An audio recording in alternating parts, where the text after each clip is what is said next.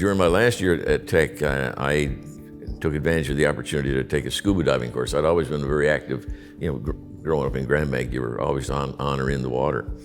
And I had an interest in that, and really enjoyed it. So when I graduated, I also came up with a scuba diving.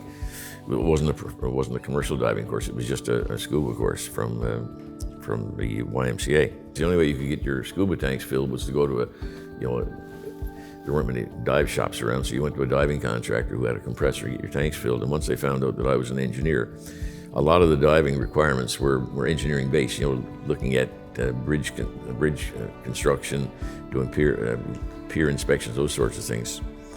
So I did a fair bit of that on a part-time basis. And then in 1974, I'd met a friend who was diving safety officer at the Marine Labs, an ex-Canadian Navy diver, a fellow named Bill Lukeman. He and I decided to form a business called Hydrospace Marine Services to become a diving contractor. We bid for and won our first contract in the offshore world in summer of 1980. We were awarded a contract a bit later than that, in the early fall, by Mobil Oil to do diving services, as it turned out, on the Ocean Ranger. So we were the diving contractors on the Ocean Ranger for about a year and a half. Max always kept low profile, but got the job done. He had a unique skill for that, in the sense that he didn't need to be on TV every night, for example. He was quite content to go to work every morning.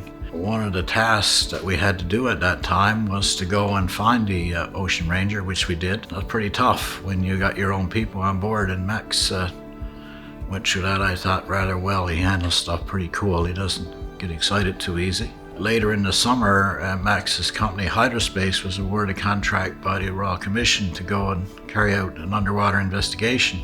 Max had selected or requested that I be made available to go captain on that vessel, the Baller Baffin, which we did. And we were pretty proud of what came out of that, because all divers came back the way they went out.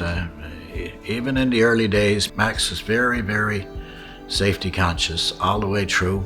He always, a great team builder. His whole team worked well together, and they talked around the table. I see them many times. They'd have their briefings as to how they're going to carry out the various activities. Everyone got an opportunity to input, and we're talking 40 odd years ago now. It's not like we're all doing that today, but Max was doing that way back then.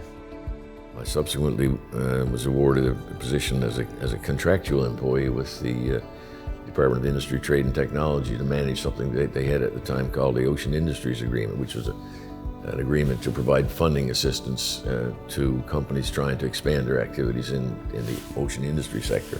There was a competition for I was working as a manager. There's a competition for a director position, which I applied for and won as a director of physical planning. And so we did things like, as a director of physical planning, we did things like provide support to the development of bull iron. We provided support for the establishment of the cowhead facilities at Marystown Shipyard, those sorts of things. I got a call from Hal Stanley, whom in October 1992. He said, "The skipper would like to see you." And I said, "Well, geez, what have I buggered up now, I wonder?" So I went over to see Premier Wells, and I waited my turn to go in and see him. And "Good evening, Mr. Rulock." And he said, "Yeah." He said, "We've decided to offer you the position of Assistant Deputy Minister of Industry, Trade and Technology. Do you find that acceptable?" I said, "Yes, sir. I'd be very happy to take that job.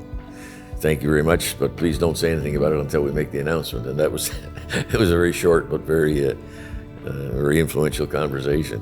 And then in October of '96, I was appointed as the Deputy Minister of the Industry, Trade and Technology Department. And I did that for 2 years, and then I decided that was long enough for me in government service. I wanted to get back out in what I call the real world. So I went to work in October '98 for a group, Agra, Brown and Root, which were the EPC services contractor for the construction of the Terra Nova FPSO.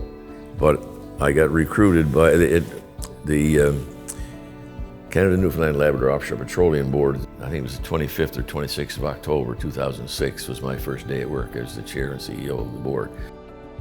One thing that I can recall throughout my career that Max was always very staunch on and adamant about was the service and supply community in Newfoundland and Labrador is second to none.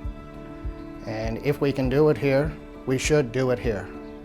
That continued during his tenure at CNL-OPB as CEO and chair of the board.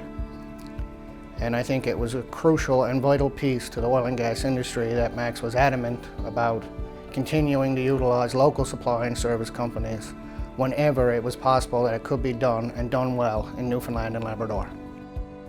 He brought a tremendous amount of knowledge and background to our work at that time, and made a contribution that was showed up in many places in terms of the approach that we took to dealing with benefits issues.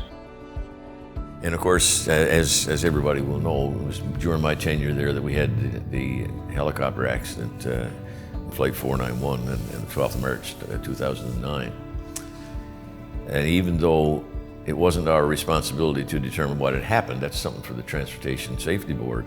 What we were going to look into is what are the passenger safety impacts? What can we learn about potential passenger changes to improve passenger safety in an aircraft?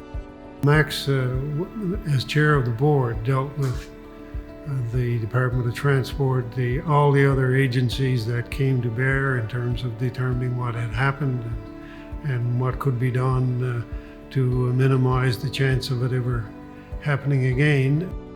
And we were subsequently, once this process had been completed, we were subsequently asked to make presentations to Norway, to the UK, and the US as to how we had done what we had done, because it was seen as being kind of world-class, the way that it had been handled. Generally speaking, you know, when things go well, no one knows about them. And not a lot of people know about Max Rouleau for that reason, because everything he got into, he did well. And generally, when you do stuff well, people don't notice so much. Very, very deserving. He was a pioneer in the offshore industry, as I see it, in Newfoundland.